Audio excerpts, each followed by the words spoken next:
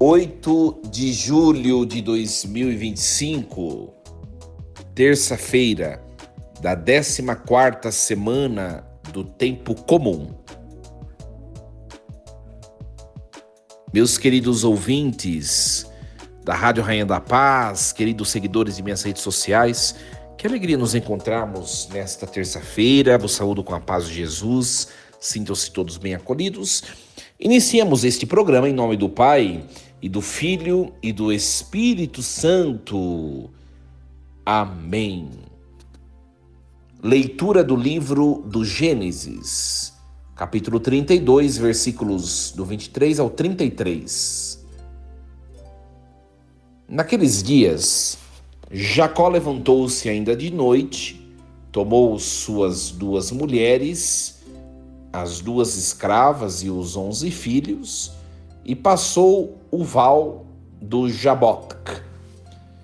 Depois de tê-los ajudado a passar a torrente e atravessar tudo o que lhe pertencia, Jacó ficou só.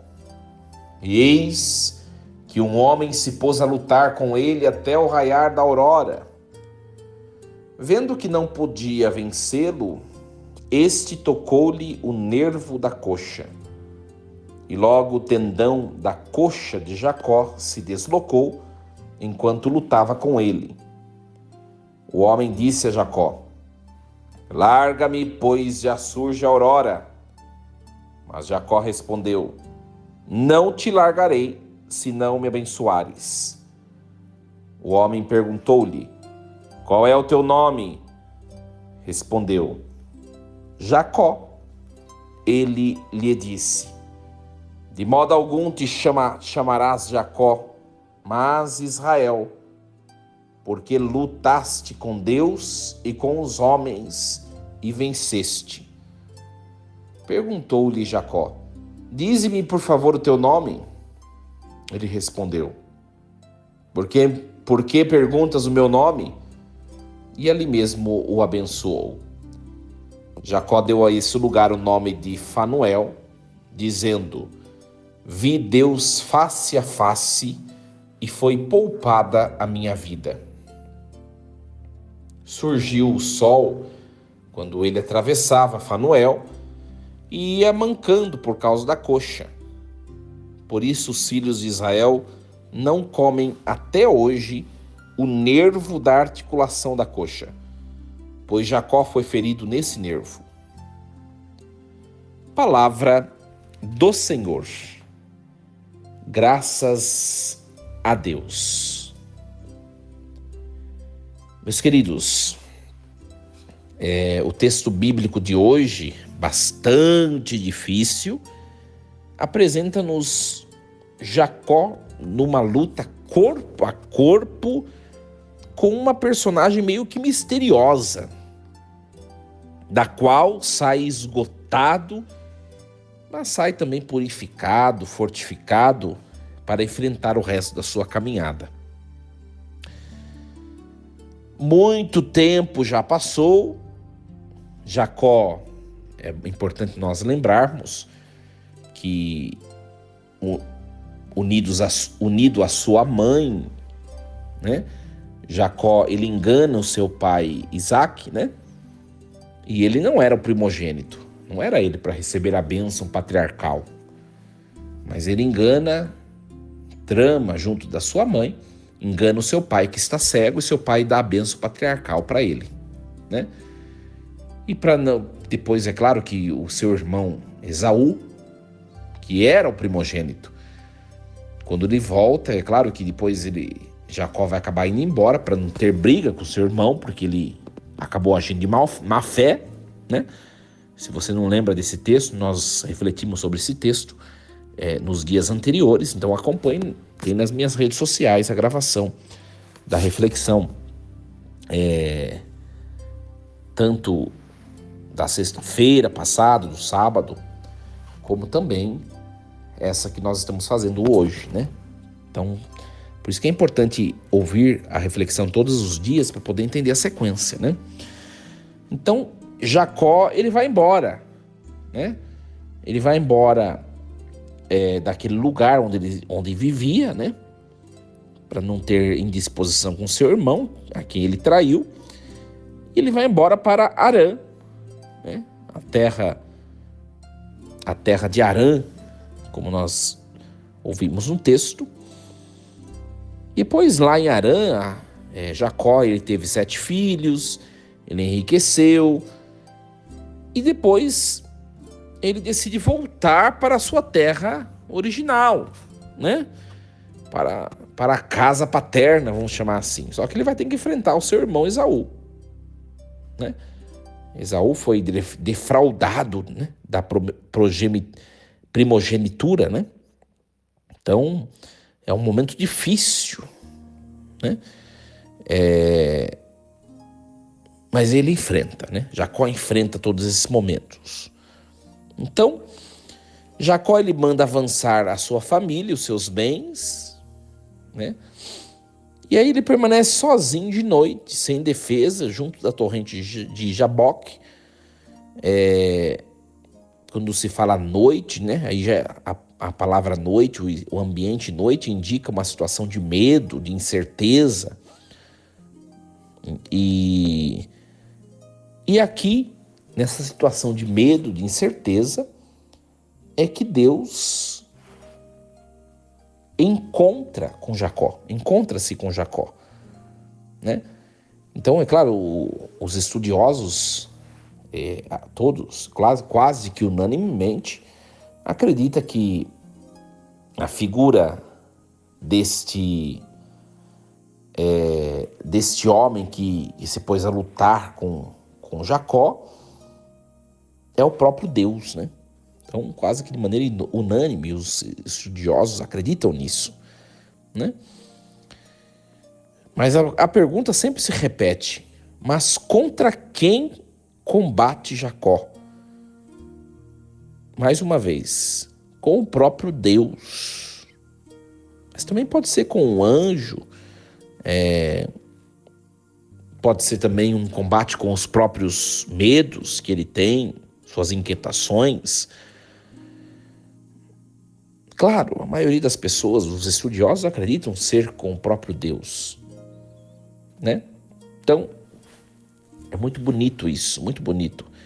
A verdade é que até então a experiência religiosa e humana do filho de Isaac, ou seja, Jacó, tem estado revestida de cálculos, de utilitarismo, mas nesse momento crucial da sua vida ele deve se despojar de tudo e render-se a Deus, né? Enfrentando uma experiência iniciática, uma espécie de morte da qual ele renasce, trazendo consigo, todavia, os estigmas, né? A consequência que é a luxação da anca, né? A sua perna que fica manca. Então, meus queridos, eu vou trazer um pouquinho essa palavra para nós, né? Jacó já começou errado, né? Entre nós. Quando ele se une à sua mãe Rebeca para enganar Isaac, que está cego, né? E dizer-se ser o primogênito, mas na verdade não era, né? O primogênito era Esaú. Já começa errado, mas Deus se utiliza do erro para fazer sua vontade. Nós já refletimos em outros dias anteriores sobre essa questão, né? Então Jacó vai para Harã e nós vemos esse episódio de luta, né? De luta. Eu gostaria de refletir uma coisa com vocês, né? Será que essa luta de Jacó, vamos colocá-la na nossa vida, essa luta de Jacó com Deus na nossa vida, será que não consiste, muitas vezes, da inaceitação que nós temos com a nossa história? Eu vou dizer a vocês, minha gente, como sacerdote, que atende direção espiritual, que atende muitas confissões, que atende aconselhamentos, eu vou dizer a vocês, tem muita gente que não aceita a própria história e vive por isso numa vida frustrada. Eu vou dizer uma coisa a vocês, Minha gente, não existe família perfeita. Não existe história ou vida pessoal perfeita. Não existe projetos diversos que sejam perfeitos. Isso tudo é ilusão. Ilusão que o mundo vai desenhando em nossas mentes, em nossa concepção de vida, e que muitas vezes vai atrasando a nossa vida. Minha gente, o ideal é que nós vivêssemos tudo aquilo que propõe a verdade, os mandamentos, o projeto de Deus, a revelação, né? O que nos diz a Escritura, o que nos diz a tradição da igreja. O ideal é vivermos isso. Mas nós somos frágeis, somos pequenos. E muitas vezes nós nos colocamos em luta contra nós mesmos e contra Deus, porque nós não aceitamos a nossa história. Eu vou começar a dar uns exemplos para vocês entenderem. Quem de nós tem a família perfeita? Onde não tem nenhum problema, onde todas as pessoas são tementes a Deus e servem a Deus e vão à igreja, e são pessoas eucarísticas, e são pessoas santas. Quem de nós tem famílias perfeitas? Onde todos têm uma vida profissional bacana, onde todos têm uma vida econômica bacana, onde a família se ama, onde todos se respeitam, onde todos se buscam. Olha, difícil. E de maneira ousada, eu digo a você, se você se diz essa família perfeita, essa vida perfeita, cuidado que Deus vai mandar uma cruz para você. Sabe por quê? Porque Deus precisa, minha gente, que nós nos sintamos dependentes dele. Não porque ele precisa disso, não porque Deus é vaidoso e ele sente a necessidade de ser buscado, senão ele não aumenta o seu ego. Ele não precisa de nada, muito menos de nós, que não valemos nada. Porque ele nos ama e ele sabe o que é o melhor para nós.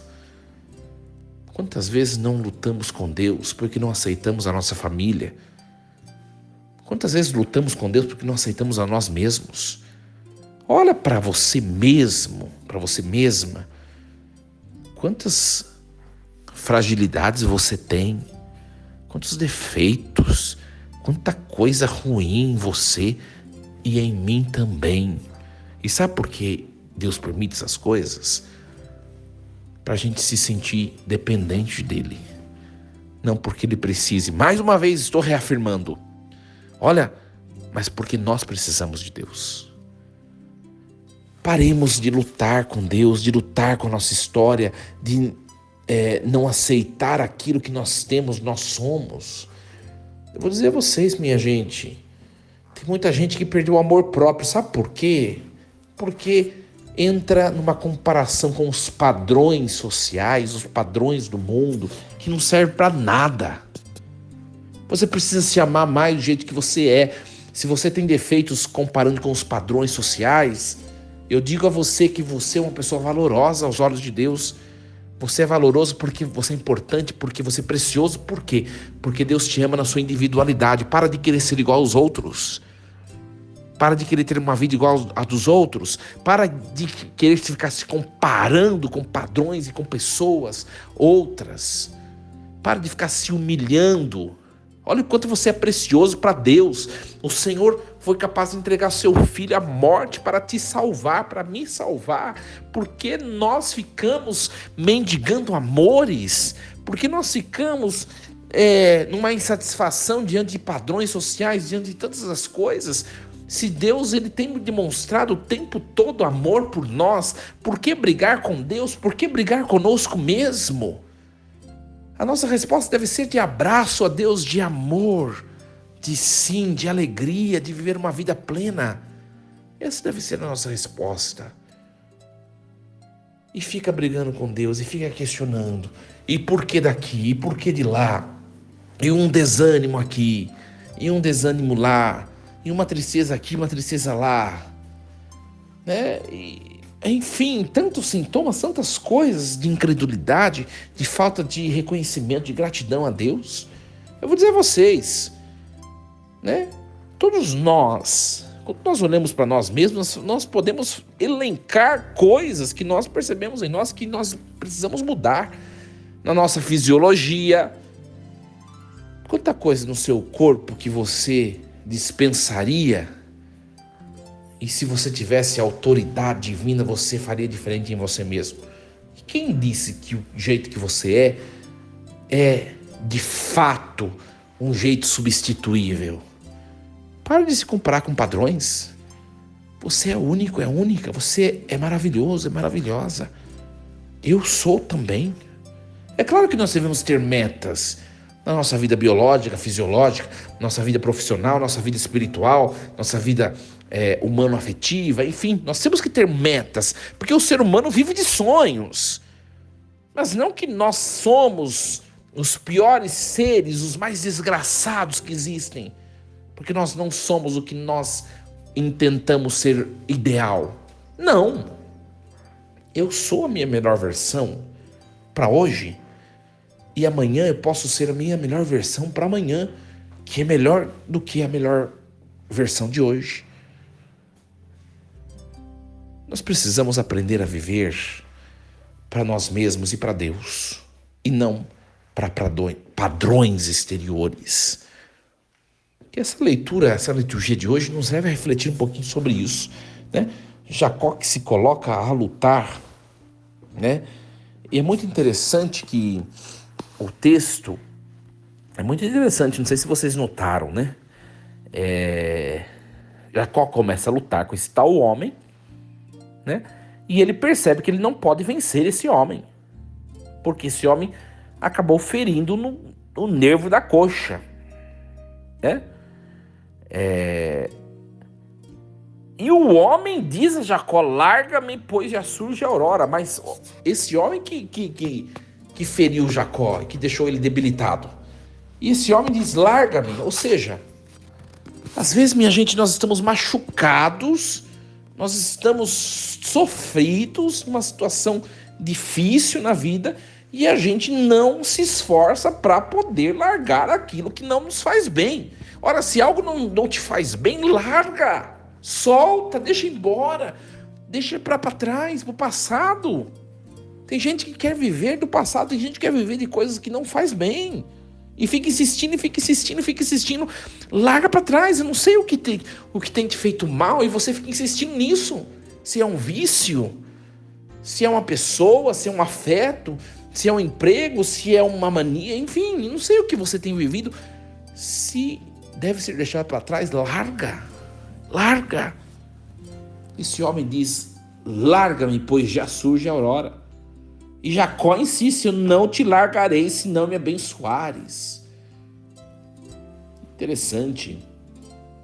Que interessante. É interessante uma coisa. Jacó, ele insistiu em não largar, porque ele talvez tenha percebido que esse que estava lutando com ele era Deus. E fez muito bem Jacó, porque Deus o abençoou. Minha gente, nós precisamos aprender a insistir naquilo que vale a pena. O que não vale a pena, deixe para trás. Eu vou dizer a vocês, tem muita gente insistindo em coisas que não é para essas pessoas. E aí sofre. E vou dizer uma coisa também. Tem muita gente largando mão ou desistindo de coisas que devia insistir. É uma desordem total. Uma desordem total. Gente insistindo de coisas que podia deixar para trás. E gente desistindo de coisas que devia insistir. Você precisa, eu preciso, nós precisamos ser pessoas de oração para saber discernir o que é nosso e o que não é nosso. E Deus abençoou Jacó. Deus abençoou Jacó. Olha, minha gente, e Jacó agradece. Eu vi Deus face a face e foi poupada a minha vida. Jacó reconhece que ele é fraco e ele não pode vencer a Deus. Minha gente, se nós estamos percebendo que nós estamos numa situação que não é para nós, ou que não é de Deus, cai fora e vai para Deus. Deus sabe o que é melhor. Deus sabe. Que o dom do Espírito, o dom do discernimento seja derramado nessa terça-feira sobre cada um de nós. Queridos, vocês que me acompanham pela Rádio Rainha da Paz, continuem conectados, escutando uma boa música católica. Vocês que me acompanham pelas minhas redes sociais, não esqueçam de curtir e de compartilhar este material reflexivo. Força e coragem, em nome do Pai, do Filho e do Espírito Santo. Amém. E lembremos-nos sempre, Deus está no comando de tudo.